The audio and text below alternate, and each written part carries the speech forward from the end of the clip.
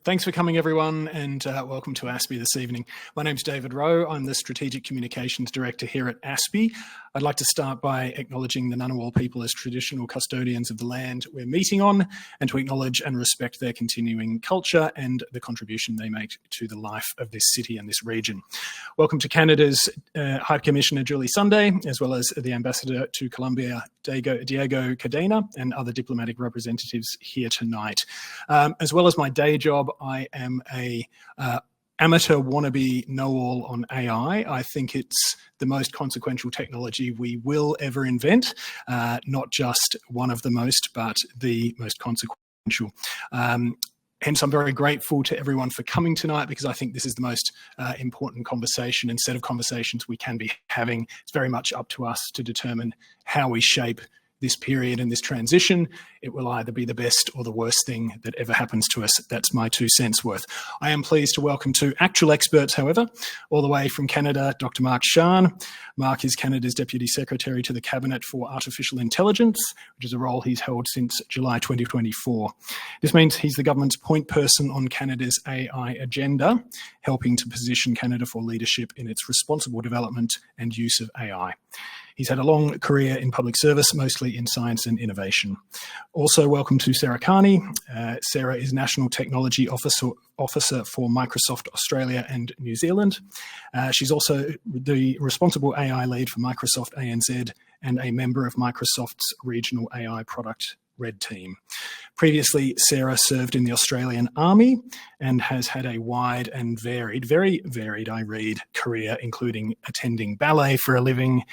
Sarah, I'm going to have to put you in touch with my younger daughter. She'll want to get some tips from you and how she turns that into a day gig.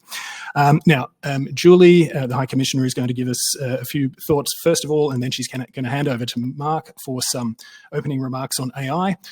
I'll then moderate a panel discussion with Mark and Sarah, and then we'll throw open to the floor. So audience members, please get your questions ready. Thanks. Julie, over to you. Thank you so much, and a special thank you to Justin Bassi here and his team, and David for moderating today. Thanks so much. So it's a real privilege to be here tonight on the occasion of the visit of our Deputy Secretary, Mark Schaan, to Australia, a country that I have to say shares Canada's deep commitment to responsible artificial intelligence and technological innovation. Given the speed at which this technology is developing, it is imperative that we continue to work together to ensure that AI serves as a force for good in our societies. Canada has long been a pioneer in artificial intelligence.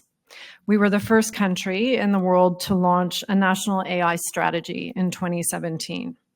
We made an unprecedented commitment to advancing AI research, talent development, and ethical governance. Our pan-Canadian AI strategy has fueled groundbreaking discoveries, such as the Vector Institute in Toronto, Mila in Montreal, and AMI in Edmonton. Our top scientists include Geoffrey Hinton and Yoshua Bengio, two of the godfathers of artificial intelligence, along with Richard Sutton. They have laid the foundation for deep learning, reinforcement learning, and responsible AI development. Their work continues to shape the global AI ecosystem, influencing how it is deployed across sectors, from healthcare to cybersecurity. But AI is not just about research. It is about application, governance, and ensuring that technological process benefits all. Canada has been a leader in AI ethics and governance, co-founding the Global Partnership on AI. Our commitment to AI safety and transparency aligns with Australia's efforts to establish AI policies that protect citizens and foster trust. AI is also transforming how governments serve their people. In Canada, AI-powered tools are enhancing public services from immigration processing to healthcare innovations. AI-driven diagnostics and climate modeling are helping us tackle some of the greatest challenges of our time. Beyond policy and research, Canada and Australia are natural partners in securing the future of AI. We both play critical roles in the global supply of critical minerals essential for AI technologies. Our joint efforts in cybersecurity and defense AI applications reinforce the safety of our digital infrastructure. Moreover, we share a commitment to climate action, leveraging AI to optimize energy systems and mitigate environmental risks. Today, we are here to strengthen AI collaboration with Australia. Whether through research, governance, or industry cooperation, we have an incredible opportunity together to shape AI in a way that reflects our shared values. As a way to drive economic prosperity, while also safeguarding democracy and human dignity during what is a very dynamic time for this technology. Very pleased to invite Mark to come and address the group. Thanks so much.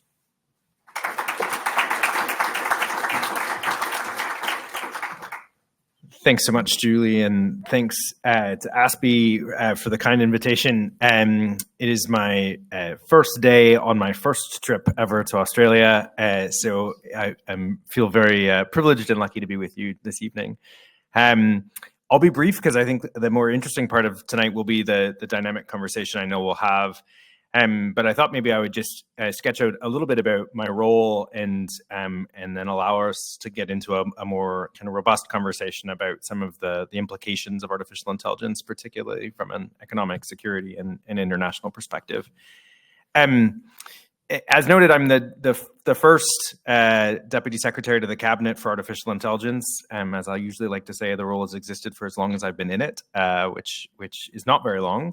And I also like to think I get to be baseline, which means either I will be the only, the first, or at least maybe the best if there's never ever one again, Deputy Secretary for AI. The role has its origins in a feeling amongst the clerk of our Privy Council and of our government that there was simply too much actually happening across artificial intelligence domains within the federal family, and a necessity to actually ensure that that effort is actually more than the sum of its parts.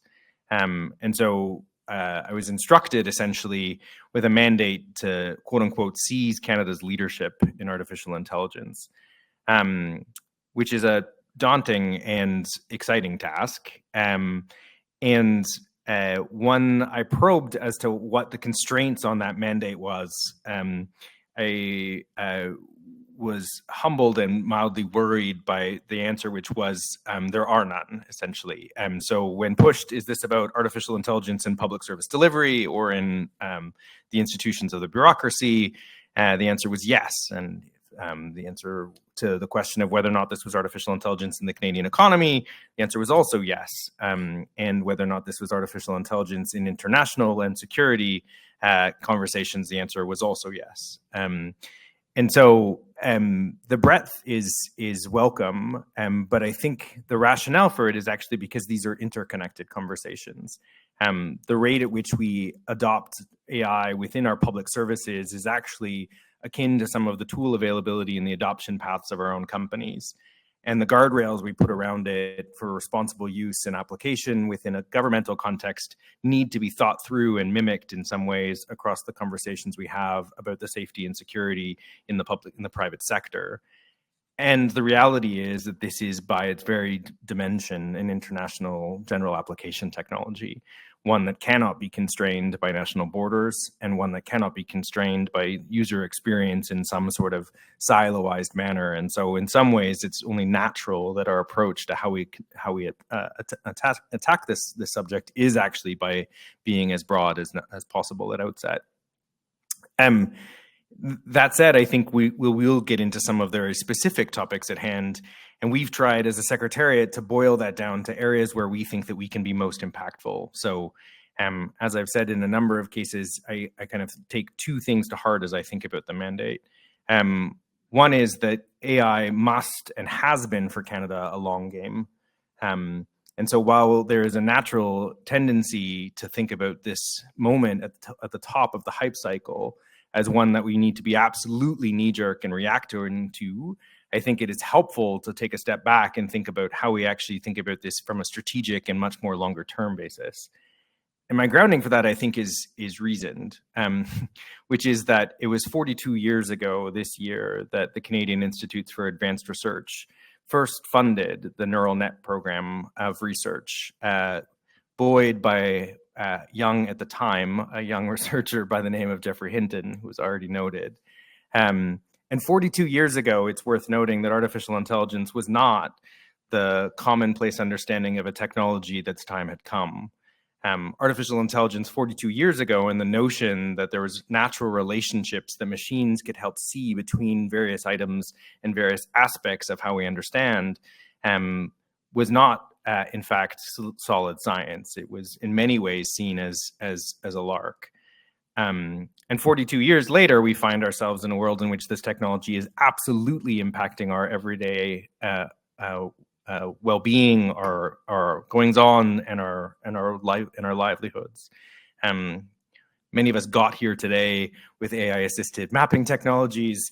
Lots of us probably used AI to be able to help facilitate some of our own introductory speeches today. Not me, I promise. And so this really is a technology that is very much here.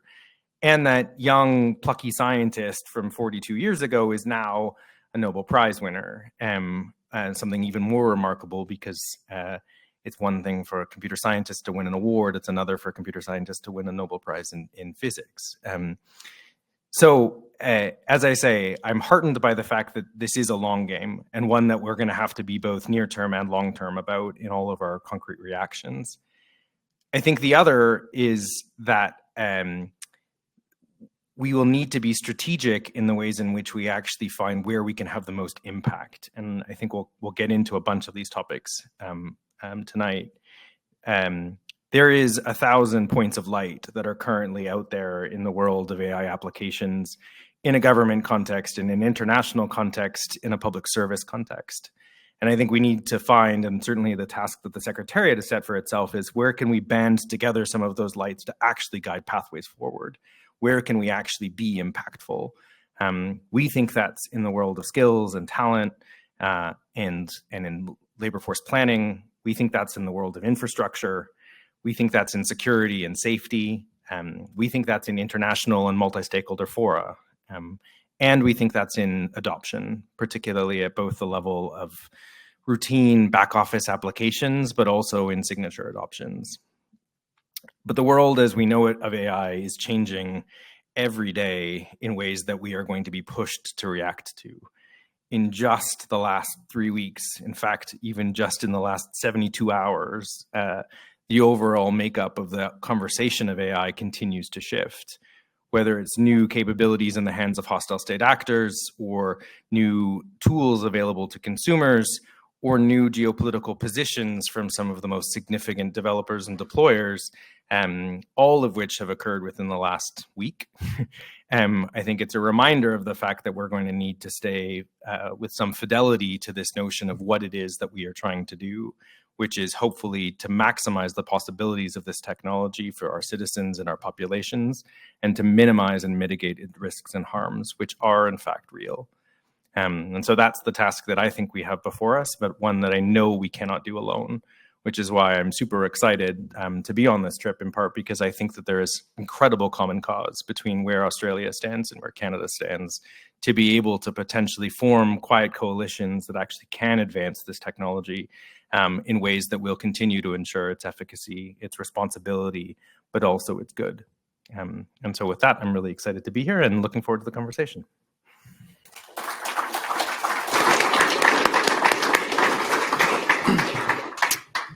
Thanks very much, Mark. That was a terrific way to kick us off. I mean, both yourself and the High Commissioner have outlined, and anyone who follows AI closely will know very well, that Canada has a very illustrious history in AI. Hinton, Bengio, Sutton, etc. Today, still you have, global level companies like Cohere. You have things like innovation hubs with Scale AI. You have a sovereign compute strategy. The High Commissioner mentioned the Pan-Canadian strategy. You've just talked about a few sort of approaches that you're, or I suppose, points of advantage that you're looking to achieve. Skills and talent, infrastructure, safety, adoption, international cooperation. Just outline for us where you would like Canada to go over the coming decades. I mean, what sort of AI player is Canada looking to become? Are you looking to lead? We often think about Silicon Valley, we think about China. Is Canada a first among equals among middle powers, or is it a proper global leader? Where do you see it going? Yeah.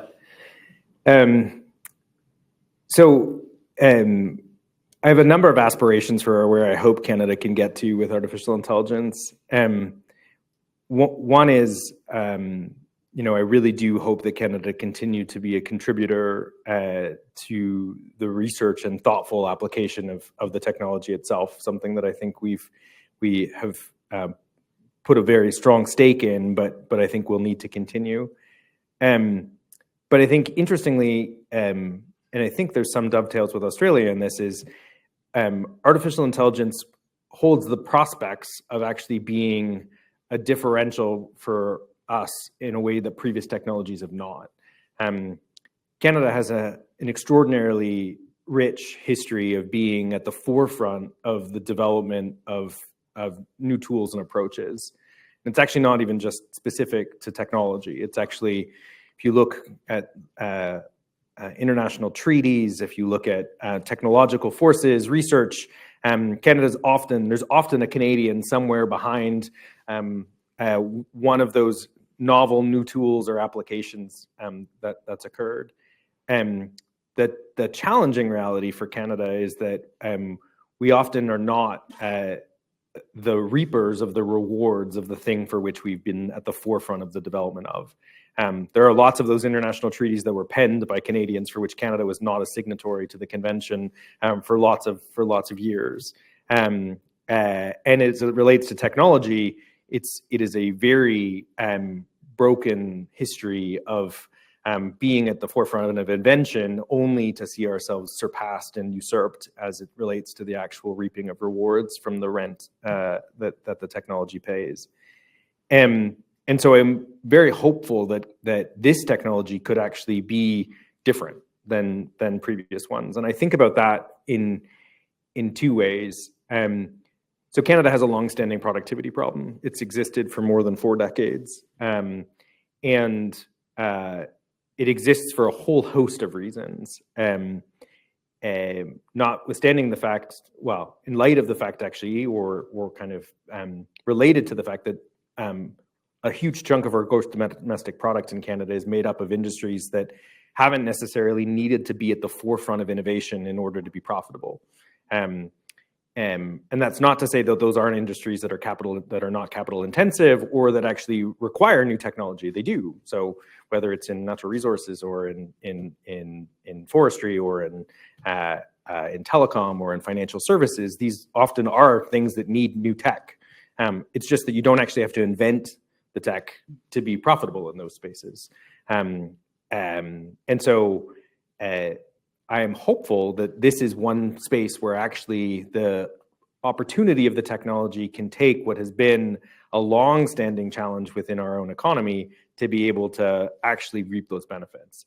And I think why that's happening, or why that might be possible in this technology, is twofold. One is, I think the technology is well suited towards the task. It's the productivity challenge that we face is actually one that can find AI applications that can actually drive some of that outcome, including actually owning the IP and the rent that comes from the technological developments themselves. The second is all of the things that predicated previous GDP growth are in question. So all of those industries that I named before that potentially were potentially spared some of the challenges of risk are now finding themselves in different spaces. The notion that you could continue to get growth through labor force productivity gains that come from the massive expansion of women's entry into the labor force is not something you're going to get again. The kind of assumption that the US will be a tailwind that will allow Canada to simply see economic growth is also not a foregone conclusion. And the notion that we'll have geopolitical stability that will allow for our engagement with other value chains and other supply is also in question. So all of those things that used to underpin our growth are at risk. And so now might be the moment. And so I think it really forces the mind to think about, okay, how will we facilitate ethical and responsible adoption across our economy? How will we transform public service delivery? And how can we be at the forefront of international collaboration that will actually both widen the conversation in terms of who in the global dialogue actually gets to participate in the benefits of artificial intelligence, while also hopefully creating a more coherent and meaningful pact against the use of hostile state actors as they approach the technology. And I think all three of those are things that I'm very aspirant that Canada can play a meaningful role in. Just a quick follow-up on that before I go to Sarah. I mean, do you feel that there is leverage in being a creator and a producer of AI or of any technology for that matter, in the sort of the way, laying the global foundations for that technology and the way that it's used and the way, the rules and norms that are built around it? I mean, do you need to have that, I guess, that game of being a producer and a creator? Yeah, it's interesting. I think we've seen in previous rounds that there has been meaningful roles played by countries in helping forge a global consensus on an approach to a particular issue without necessarily having a meaningful stake in it. In that, I think there's been existences in the past, including roles that Canada has played. I think back to things even like Canada's role in spearheading work on landmines, for instance, where this isn't an instance of something for which we have great necessary implications in our own domestic context, but for which we could be seen as the convener. I think on the technology side, though, it is extraordinarily helpful if you understand it. The fact that we have loud and clarion voices that have come from the development and technologist side that can speak with credibility about the need for ethical and responsible moves forward, I think does help. But that said, I still think that this technology, from a global governance perspective, has been and is in for a rough ride as we think about how to get to that international consensus. And so I do think we're well placed to lead, but I, by no stretch of the imagination, think that is inevitable, nor that the pathway forward is obvious. Right. So in Rides Australia, Sarah, we've heard some resonances there with the Australian economy from what Mark was speaking about. We're not dissimilar countries. We've got roughly comparable populations. I think Canada's about 1/3 bigger again than Australia. Its economy is about 1/4 bigger. Yet Canada has done remarkably well. Not being sycophantic here, but I mean Australia's industry is rather nascent by comparison. Microsoft, happy to say, has been at the centre of some recent very significant announcements for Australia. $5 billion investment in hyperscale cloud computing and AI infrastructure, the trial of Copilot in the public service. But compared with a country like Canada, it sometimes feels like we're a little bit destined to be enthusiastic users and consumers of a technology like AI more than we are producers. Is that a fate we're condemned to at the moment? I don't know about it being condemned. And I also don't think our industry is necessarily nascent. Like, look at some of the incredible innovators we have in Australia, because we often think about AI as the last 2 years. It's the only reason we're talking about it. ChatGPT evolved and we all suddenly started talking about it. But as Mark said in his opening, we're talking about 7 decades worth of innovation. So I don't know that we can call the industry here as nascent. It's quite mature. Okay. But I like the way Mark was talking about, the opportunity of whether you own and build a model versus the role you might play alongside that. And Australia has this really interesting opportunity in this moment. We talk a lot about the AI stack. So you've got energy and power sitting at the bottom of it. You think about the models themselves, the chips, all of these different layers of the stack. And we did a piece of research last year with Mandala Partners because there are all these big numbers thrown around, like what is the economic opportunity for Australia in this moment? And this number of $115 billion keeps coming up. Like, great, from where, with what? And so that's why we were looking at, like, what role do we play within that stack? Is it the models? Do we need to be creators, or can we be really effective consumers? And what the report found is that there are 3 big opportunities for Australia in this moment.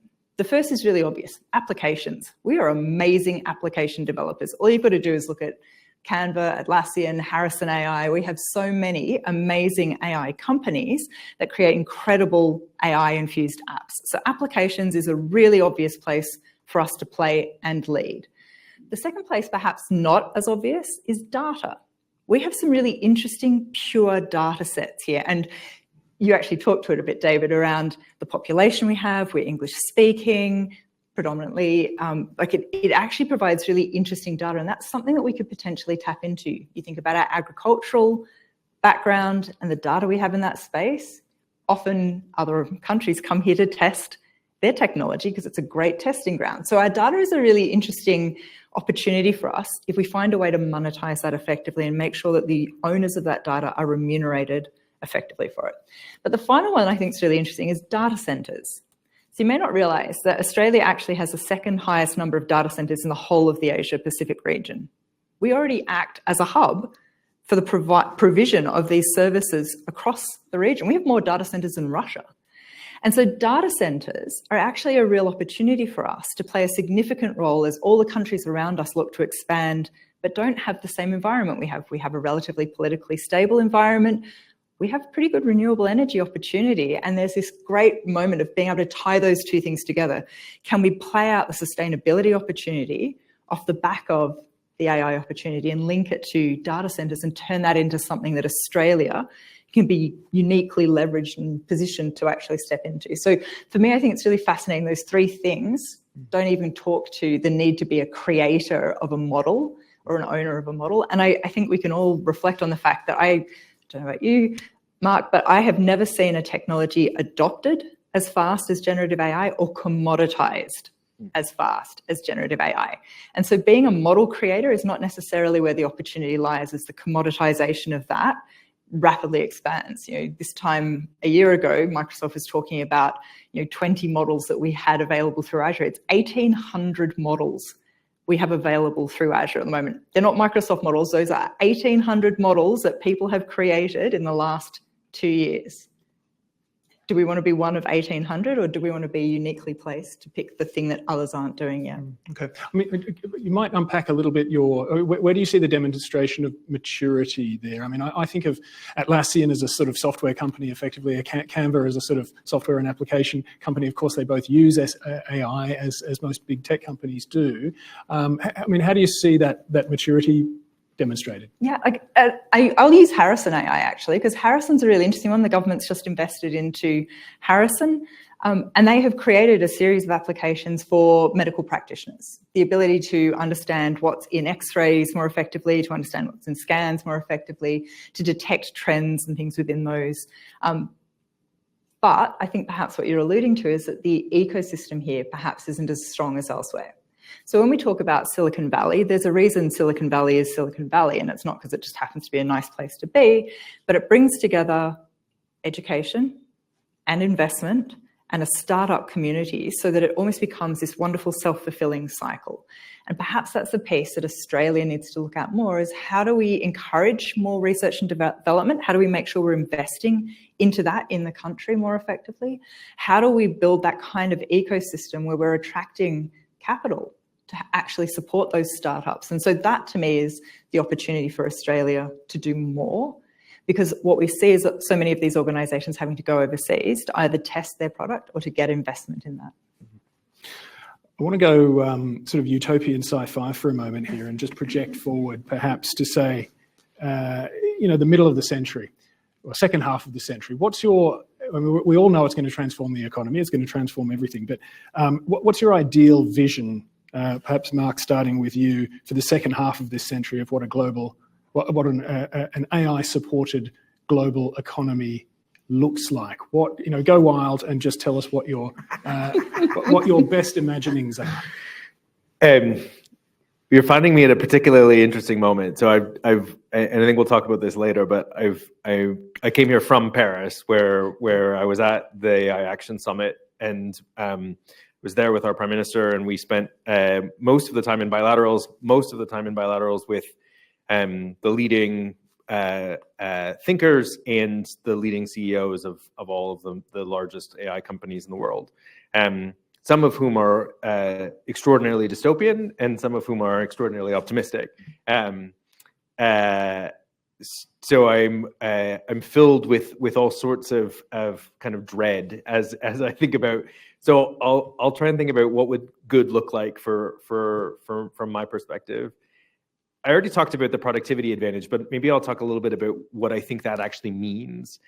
For me, that actually means that we actually both have a thriving AI ecosystem that's actually capable of producing across the stack, and that we have competition and diversity in all of the ways that value is being created out of the artificial intelligence opportunity that's before us, recognizing that it's about to match and meet a quantum opportunity, and that we'll have to think about the relationship across these emerging tech kind of plays. So, you know, we have always had the bottom part of the stack in relatively reasonable form. So we've had skills and capabilities on the research side. We've had data, although not always as structured and not always as available as we'd like it. And we've had energy, although not as many data centers, although we'll come back to data centers in terms of why that is a play for Canada, but one that hopefully is really richly netted into an ecosystem so that we're not running the payloads of someone else's model off of our precious energy.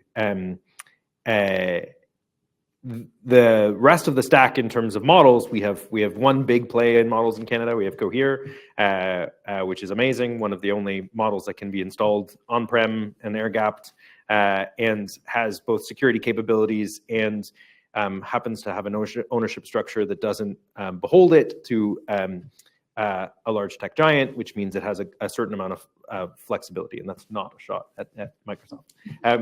And that's just a reality. And then we're starting to see some interesting application plays, although there again, we have both worrying and helpful trends. We have some of our application plays that have already been bought up and find themselves now integrated into large multinationals, which is not necessarily a problem, other than the fact that we have to make sure that that actual retention of capability rests within Canada and starts to come deployed. But my optimistic kind of side from a pure play labor and economic piece would say on the economic side that we have a diversity of opportunity across the stack, that we're meaningfully engaging in it, and that it is actually integrating into sectors, particularly sectors that have been low in the paths to be able to adopt new technology. So I think here about the bright lights I already see, for instance, even in the natural resources sector. There's it's a mid-sized company now, it's not little, there's a mid-sized company in Vancouver. It works, it's an AI adjacent company, it's not a pure play AI company. It helps large mining companies think about the mineral deposits and get a much clearer sense using a particular type of tomography, digitally enhanced, that allow them to understand the mineral deposit in a way greater accuracy than our current approach. And you take what is the current baseline for their industry, which is a current project that they have. You'd go and you'd do 400 boreholes, and you'd figure out where two minerals meet each other in the borehole, and then you would draw that out with a string, basically, and that would be your assessment of what the mineral deposit is.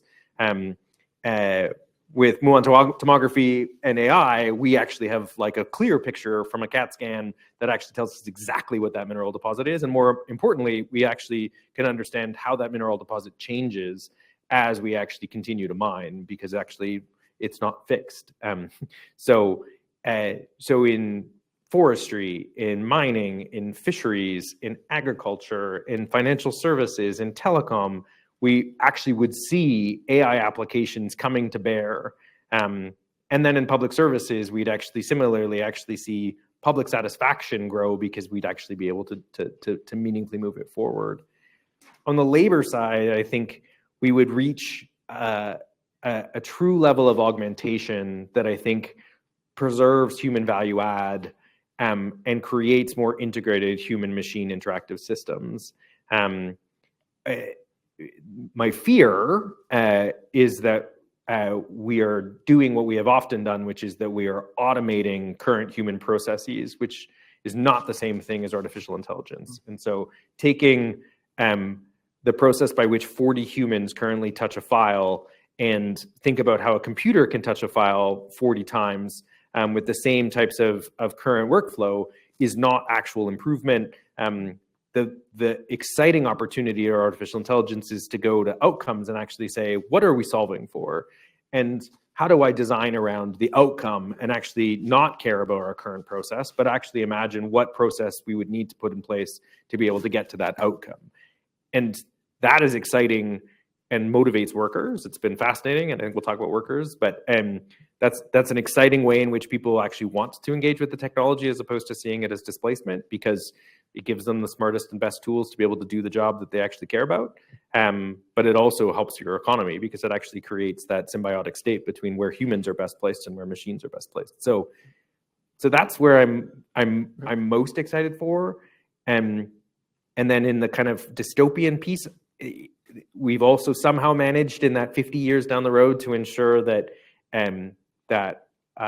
hostile actors actually have not been able to keep abreast of the technological gains, and that we have actually been able to ensure that this AI is being deployed responsibly and thoughtfully and not to human peril, and that we have taken artificial general intelligence, should it exist, and deployed it towards the tasks where it's actually best suited, as opposed to imagining that it actually should solve for everything. Right. Okay. I've got a workforce question to bowl at you both in a moment, but perhaps Sarah, your thoughts on the same issue. I just love Mark's incredibly sensible, well thought through answer, whereas I'm sitting here, because what I love about this technology is that there are sort of two sides to it. One is it is deeply personal, which is why we all ask the questions of, is AI going to take my job? It's a really personal thing.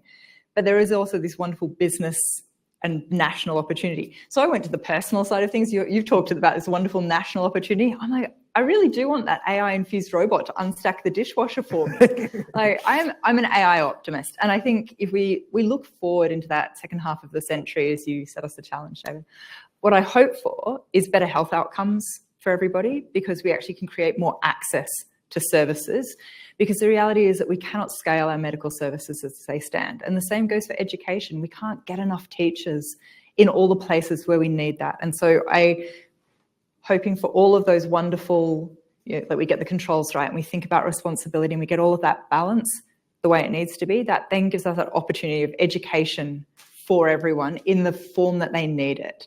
My son has learning difficulties and he can use these tools to engage in a way he can't. He can't write, but he can have a chat with AI and get his thoughts together and create a document using that. And I just think it's a really interesting opportunity for us to create true inclusion if we get that balance right. But yeah, absolutely. What I want is an AI robot doing all those things that I hate doing. I also love the idea of being able to talk to my house. That sounds weird, I only just built a house. But like AI-infused houses, it's worth knowing that I did not put in any automation in my house. I like to switch switches, but I like the idea of being able to say, hey, are the gutters blocked, rather than having to climb a ladder and check or wait for them to overflow in the latest rains to work out that I need to do those things. So I like the idea of being able to reduce the amount of work we do. And so my idealistic view is, who here likes working 5 days a week? Who thinks that's the best thing that ever happened to them? Cool, not a single hand up in the room. I love that, because isn't that what we're looking for? The ideal is that we actually reduce the amount of time we spend at work and the amount of time we spend on those truly human pursuits, that creativity you talk to, the things that we saw bloom during COVID, because we all loved making sourdough or learning to crochet or playing guitar or whatever the truly human art creation pursuit was that we chose. That's what I look forward to. I want AI to take that workload so I can genuinely work 3-4 days a week and spend the rest of that time with my family or doing things that are human. I shout at parts of my house from time to time, notably the kitchen drawer. Just hot pursuit. I just want a quick hot pursuit. I think a corollary to your question that I think is interesting is, how far are we away from that? And just to give a sense of how challenging some of that scenario is in terms of where we are now and where we might need to get to. So, Sarah kind of brought up agentic capabilities of AI. So AI agents are going to play an increasingly meaningful role. But just to tell you how worried I am about kind of the distance between here and there is, a very likely AI agent scenario is I want to plan my next vacation. Of course, I'd be coming back to Australia. I ask my AI agent to go out and tell me about, I give it all the parameters. There's 6 adults. None of us want to go to anywhere where the temperature is greater than, or the humidity is greater than 80%. We want, temperatures between X and Y. We want to spend this amount per night on a hotel. This is the sorts of places we like.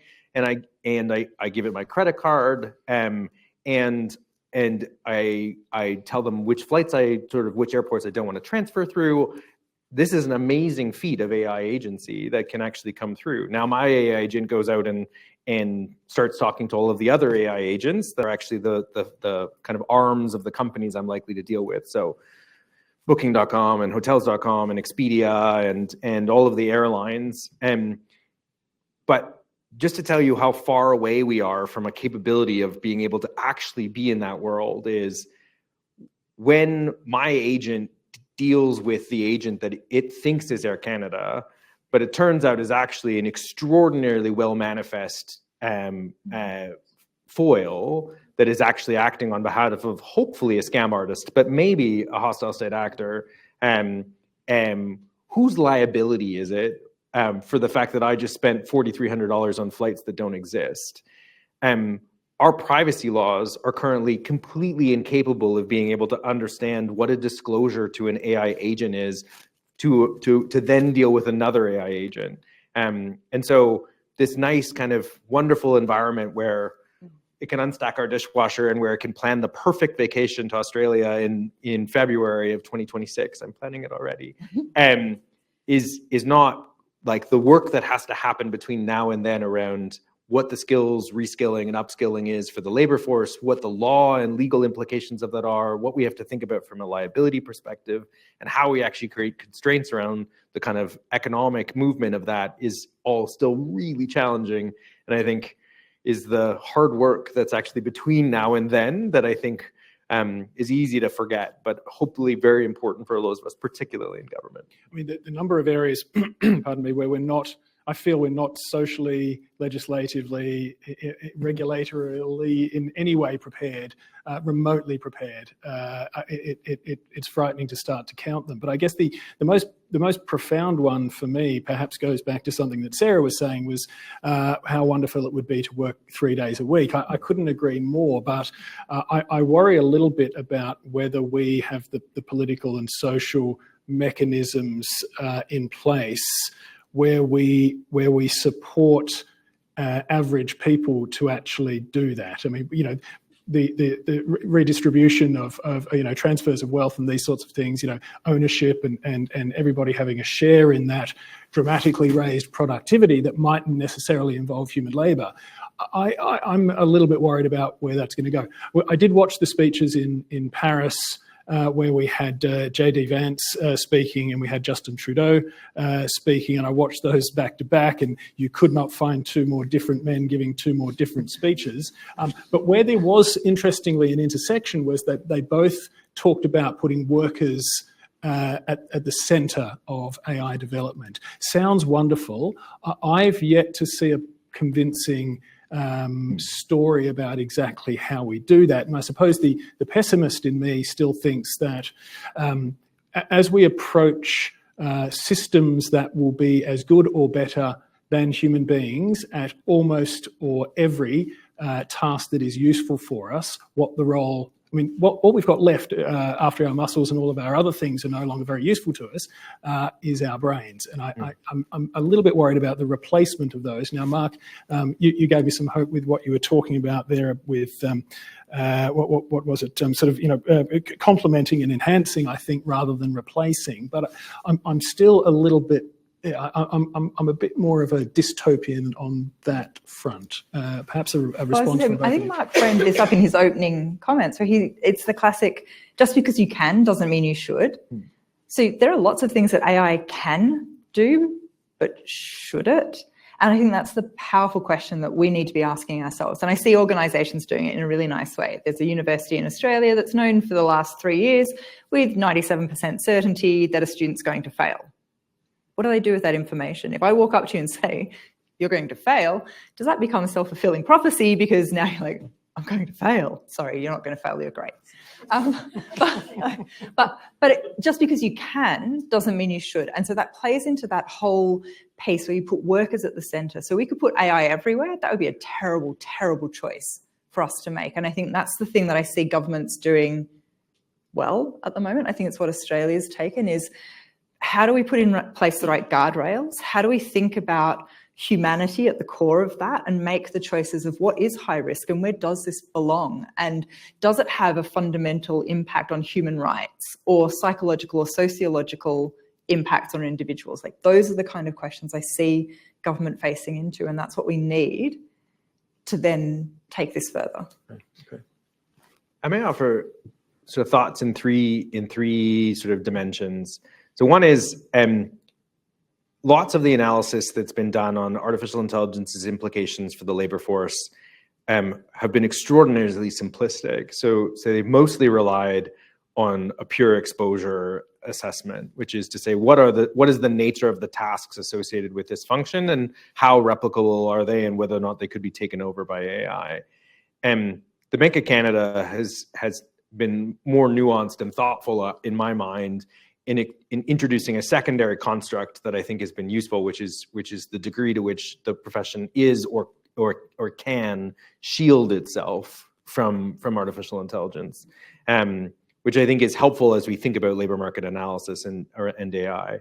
The shielding piece is, everyone said 7 years ago that there wouldn't be a single human radiologist left amongst us, because turns out there is no way that a human is better at assessing, looking at images in extraordinarily precise detail to figure out what they mean. Machines and computer vision will be always significantly better than that. Last time I checked, we still have thousands and thousands of radiologists. Why? Well, in part because the decisions about new technology adoption as it relates to the practice of radiology are made by radiologists who have made the determination for all sorts of reasons that they shall not be replaced, and that they actually do believe their own value. And they've been very interested in AI safety conversations. They've been very interested in a whole series of conversations about what role they must play in their own profession. So I think there is this notion about shielding that I think is helpful. And some of that shielding is personally self-fulfilling. It's self-interested. But some of the shielding, to Sarah's point, is determinations we will make about saying those professions are shielded. Like, that is not a function we are going to turn over, either because of the bias and discrimination latent in the data, or because it's actually just a function that we think humans should continue to do. The second piece I think that's important is there is a fundamental relationship between displacement/augmentation and adoption and tool readiness. And this is one of my beefs about the kind of notions that we often have around the discussions of AGI, because I normally get presented with a question like, well, how would you feel about having someone who has Nobel Prize capabilities in every subject possible? To which I often have to push to say, well, that suggests that there's actually training data capable of being able to move across all of those domains, and that applicability in one domain will actually naturally spill over into applicability in other domains. And there's no yet proof that there's actual capability on a reasoning side that will allow you to take limited data on, I don't know, pick an obscure topic versus something that's well known, like engineering. So yes, will AI potentially, be really, really good at writing code? Yes. Is it clear that they will have similar Nobel Prize capabilities in poetry? No. They will be able to understand poetry as it has been and as it was.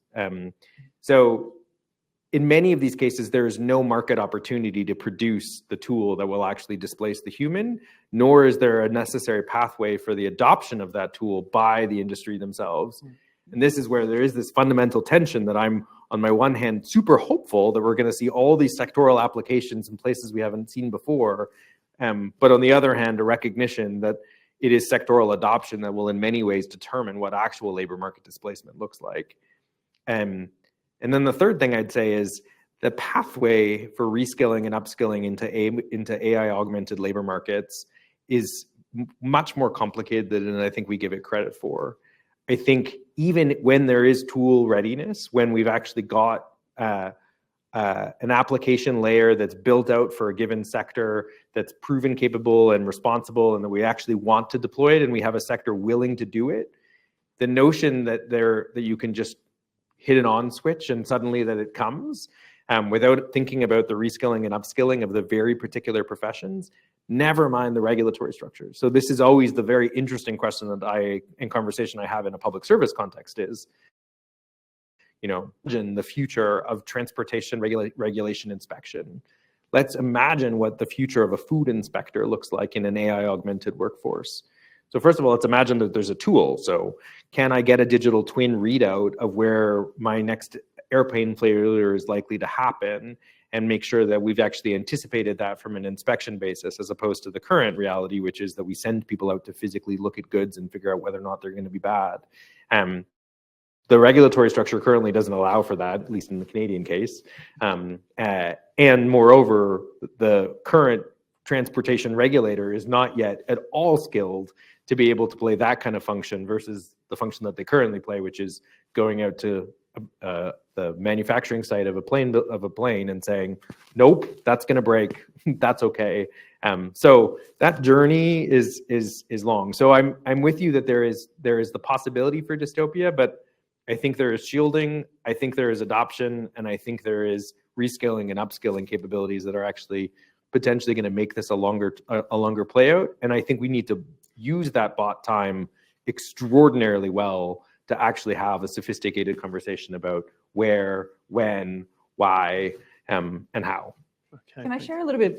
Sure. The Tech Council of Australia did one of the best reports I've seen on this last year, where they actually looked at all the different jobs within the ecosystem and could it be disrupted by AI pace? But they then looked at the fundamental skills of those. So okay, if you are a truck driver, what kind of capabilities do you have and how transferable would they be in an AI-infused world? And it's a really interesting mapping of capabilities and what that could be. Could I be a data engineer if I was a truck driver? What kind of capabilities do I have? What kind of skills might I have that would be transferable? It's really interesting. What they came up with, though, is in Australia, they see this pathway to sort of 200,000 new jobs being created with the adoption of AI. And what's really interesting to me is that they're not AI jobs. They're not data science and AI engineers and things like that. There are a lot of the softer skills we often forget about. Their marketing and their sales and their things like that. So it's a really interesting report. Go and have a look at it, just how they thought about it. But I think we have to acknowledge we're sitting in the middle of an industrial revolution, right? That's a really cool thing. This is the first time all the people in this room are sitting inside an industrial revolution. So it's really confronting and uncomfortable, but it's also a great opportunity for us to experience this and plan that path forward and look at what we care about and what those roles should be. And so some will be disrupted. I think we have to accept there will be disruption to the workforce. It's just how do we make those really great choices about where that disruption sits. And as human beings, in any moment of change, we always look at what we're going to lose and we forget to look at what we might gain in this. So maybe we need to look at that balanced equation a little bit more and think about what could we gain with the disruption that comes. Okay. Yep. No, it's it's incredibly exciting, no doubt. I've taken a more circuitous route than I meant to. Apologies, but I do have one more question before we go to the audience, and that's just around global regulation. Obviously, a significant issue. Again, Paris told us a thing or two about that. JD Vance. I mean, it was already fairly clear that that the US was under the Trump administration was going to move away from a heavy regulatory hand. JD Vance essentially said we want minimal regulation. He was somewhat impolite towards the European approach. It's fair to say. How do we harness some kind of global cooperation, especially one that rallies around the sorts of open democratic values that countries like ours want to see, without that so-called indispensable nation, United States, if we cannot count on them to play that leading role in global regulation, safety, safeguards, etc. How are we going to go amongst the rest of us? What's the path forward? Up to either of you who'd like to go first. I think the AI safety institutes that exist globally will play a critical role in that, in helping find that common ground and looking at what we can collaborate on. Because what we don't want is this sort of startup ecosystem in any country where they have to create new for every location because they've got different regulation and different guardrails and different guidelines. And so those AI safety institutes in this moment, I think, will play a really critical role in how we actually work as a global AI economy versus these independent nations. Okay. So I think it's underscored the vitality of a trip like this for me in that I think countries like Australia and Canada, which don't boast the largest artificial intelligence frontier model companies in the world, nor the ecosystem around them, but find themselves equally committed to ensuring an ethical and a responsible implementation, that our quiet collaboration to continue to manifest that becomes even more important.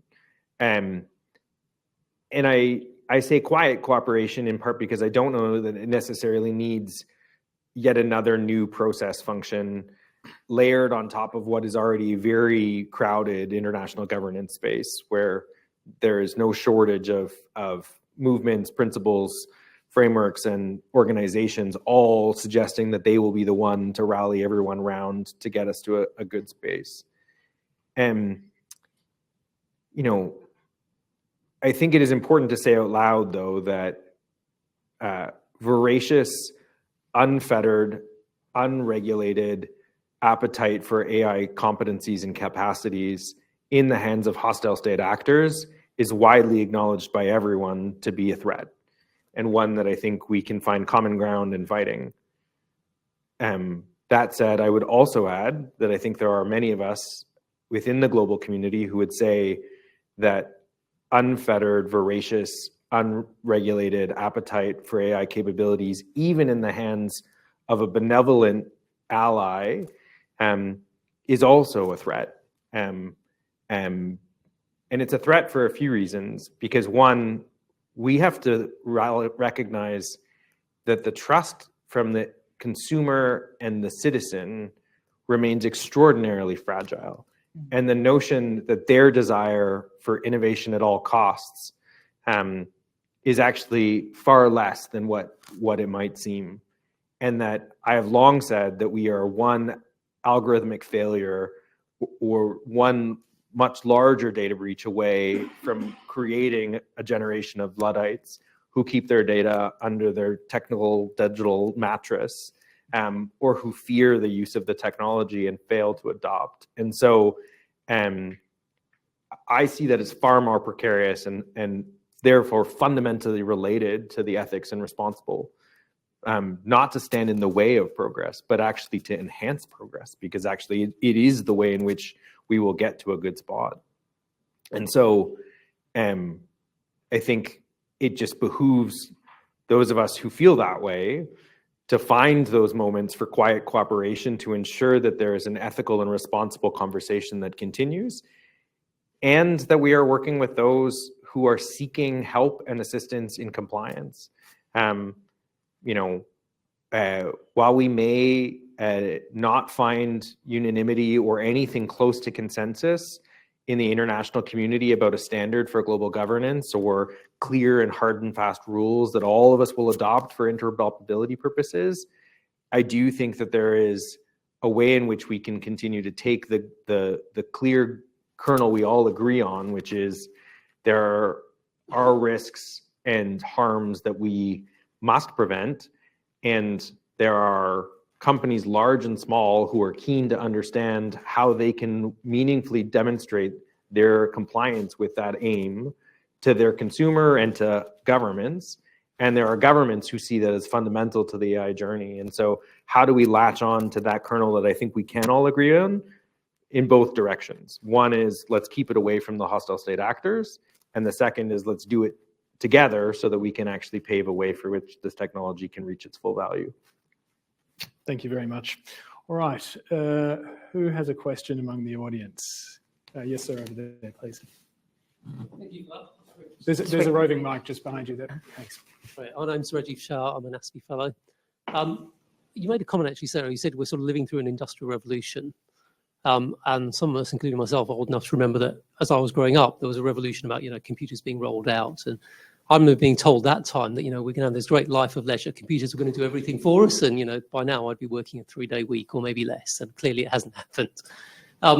So I guess my question is maybe some reflections on maybe what we learned about what we went through in that initial digitization revolution and what that might hold for what we might expect in this AI revolution.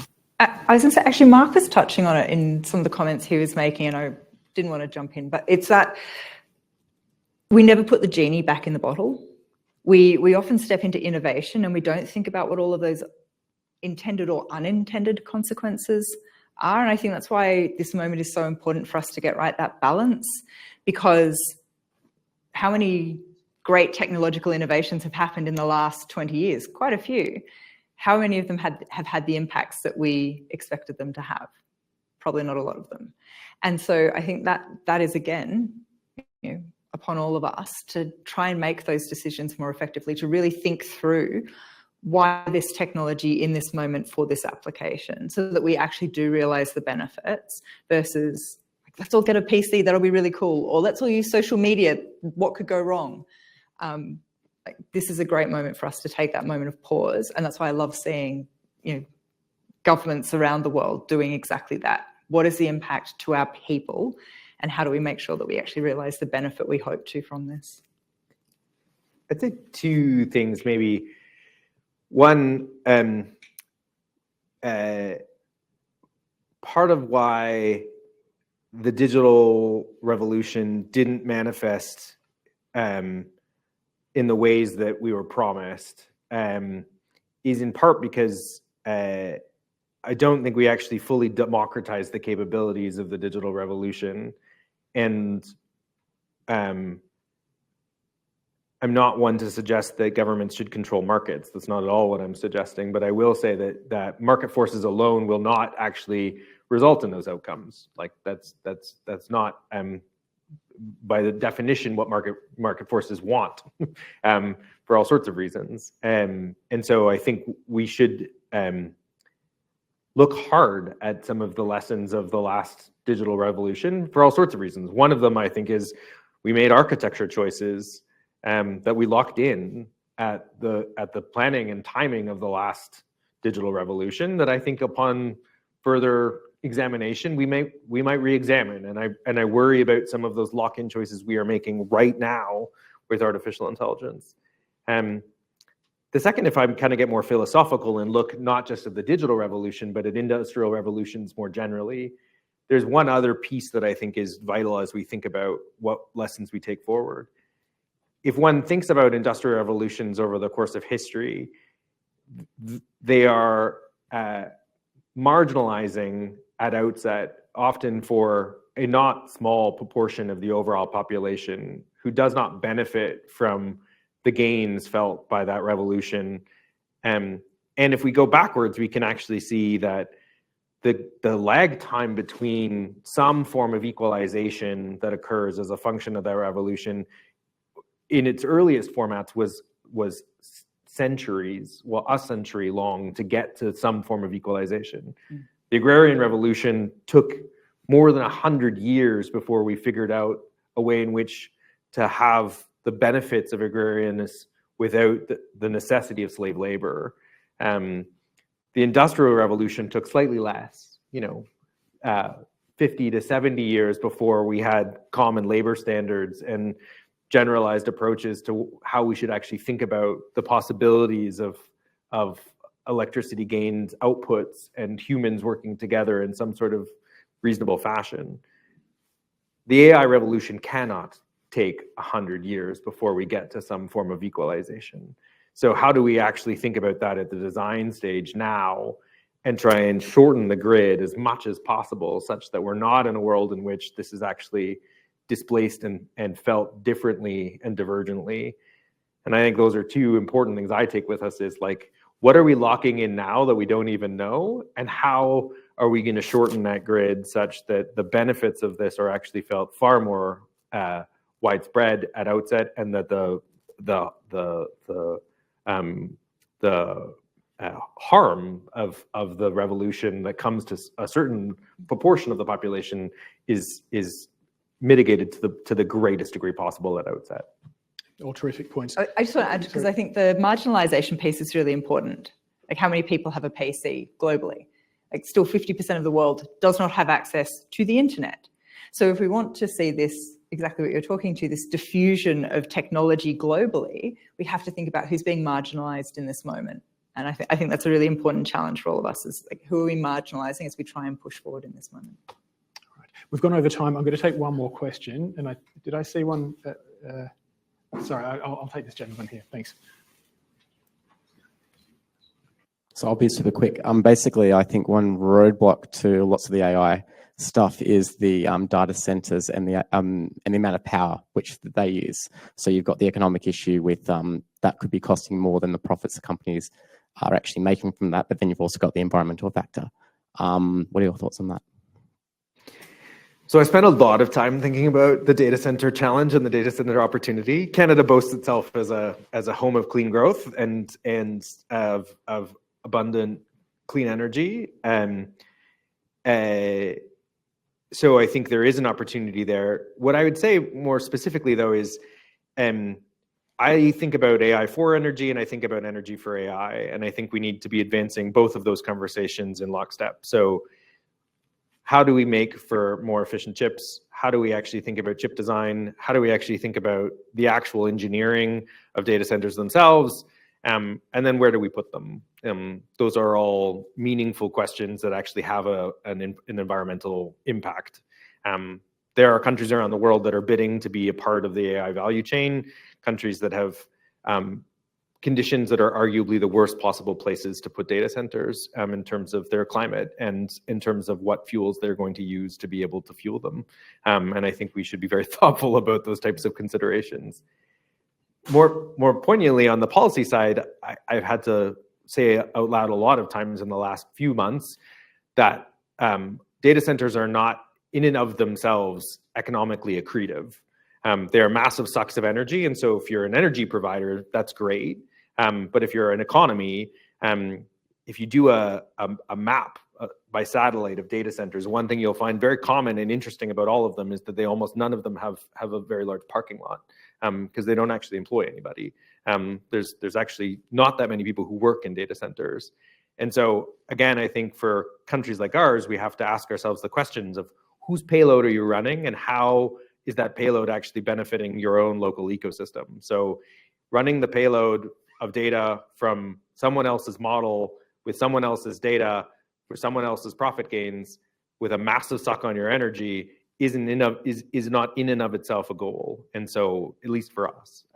So I think the degree to which that actually can fuel use cases that are actually drawing on local industry and allowing for that payload to actually be feeding back into that virtuous circle of AI applications in your own economy with your own development and then feeding back into your own ecosystem makes the case for the use of precious sustainable resource of energy, which even when sustainable energy, the notion that it's limitless is we have some real choices in Canada about where we place our sustainable energy. And so that's how I've been thinking about it is let's maximize AI's capability to minimize energy drawdown, and let's think thoughtfully about where we actually do use energy for AI. Sarah? I'm really hoping that data centers employ people, because part of that $5 billion investment commitment we make was training 300,000 Australians on data center technology. So I hope someone's going to. We have quite a good ecosystem. We do employ a lot of people in data centers in Australia, thank goodness. We measure things really weirdly here, Mark, so this is going to sound strange. The estimate is that the data centers we have in Australia currently in the next 2 years will consume the same amount of energy as Melbourne. Normally we measure in Melbourne cricket grounds, but it's the whole of Melbourne in this case, just for your benefit, which is really confronting. But all of those hyperscalers, those data center operators, want to use green energy and firming technologies to actually enable that data center operation. And so what I see is really interesting is this innovation coming into data centers. We do it ourselves. We absolutely look at how can you make it more efficient? How can you make the chips more efficient? How can you use something other than water to cool a data center? Our Scandinavian data centers pump the heat into local villages so that they get free heating and we get to offset what the data center produces. So how can we think about different innovation in the actual creation of it? And so for me, I think, again, it's a really big opportunity. We are an innovative country. Like, we could come up with some really great ways of building different energy positive data centers, regardless of where AI goes to, because that is what our demand is right now for data centers in Australia. It's pretty incredible. Thank you very much to you both. Mark, Sarah, please give them a round of applause. They've been fantastic. Thank you all so much for coming. We'll see you at the next ASPI event.